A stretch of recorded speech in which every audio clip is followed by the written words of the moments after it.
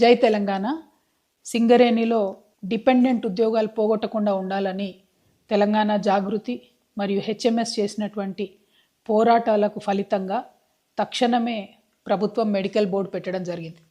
Medical board పెట్టిరు మంచిగానే ఉంది వీళ్ళు అని అనుకుంటే మళ్ళీ ఒకసారి కాంగ్రెస్ పార్టీ తన యొక్క నిజమైనటువంటి నైజాన్ని బయటపెట్టుకొని కార్మికులకు ద్రోహం చేసింది. మెడికల్ బోర్డు పెట్టింది 129 మందికి. ఈ 129 మంది అందరు కూడా ఆ ఉద్యోగాలు తమ పిల్లలకో తమకు కావాల్సిన వాళ్ళకో ఇచ్చుకోవాలని అనుకున్నారు. తద్వారా వాళ్ళు రిటైర్ అయ్యి భవిష్యత్తులో సింగరేణిలో పనిచేయడానికి మంచి యువరక్తాన్ని ఎక్కించడంతో పాటు వారి కుటుంబం బాగుంటుందని చెప్పి వీళ్ళందరూ కూడా భావించారు. కానీ 129 మందిలో కేవలం 23 మందిని మాత్రమే అన్ఫిట్ చేయడం జరిగింది. అంటే ఇది కేవలం 17.8% మందికి మాత్రమే అన్ఫిట్ చేయడం జరిగింది.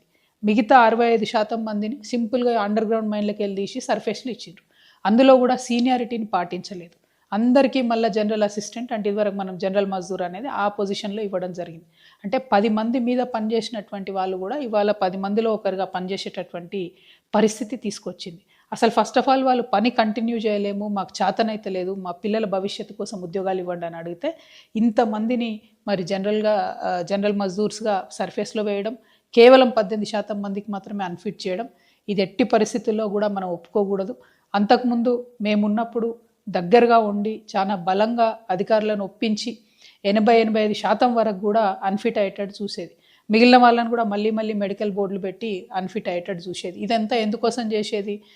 డిపెండెంట్ ఉద్యోగాలు ఉండాలి, సింగరేణి సంస్థ కొనసాగాలి, సింగరేణి గనిలో పనిచేసి తన నడుములు పోయేదాకా పనిచేసినటువంటి కార్మికుడి యొక్క బిడ్డల భవిష్యత్తుకు భరోసా ఉండాలని ఇదంతా చేసేది.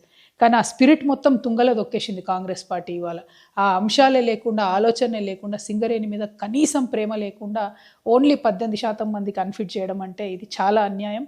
అంటే పోరాటాలు చేసి రోడ్ల మీద పడేదాకానేమో మెడికల్ బోర్డు పెట్టిన తర్వాతనేమో మళ్ళీ ఇదొకటి దొడ్డిదారిని అన్యాయం చేయడం ఇది కరెక్ట్ కాదు. ఎవరినైతే మీరు ఆ 84 మందిని మీరు మళ్ళీ తీసి సర్ఫేస్లో వేసిండ్రో వాళ్ళందరూ కూడా అన్ఫిట్ కావాలనే కోరుకున్నారు. వాళ్ళందరినీ కూడా అన్ఫిట్ చేయండి. అదేవిధంగా అంతకుముందు ఒక 54 మందితో మీరు మెడికల్ బోర్డు పెట్టిండ్రు, దానిలో తీవ్రమైన అన్యాయం చేస్తూ కేవలం 4 మాత్రమే అప్పుడు అన్ఫిట్ చేసిండ్రు. మరి ఆ 50 మందిని మీరు గంగకు వదిలేసినట్టేనా? ఆ 50 మందిని ఎందుకు మీరు మెడికల్ బోర్డుకి పిలవలేదు? తక్షణమే వాళ్ళని కూడా పిలవండి.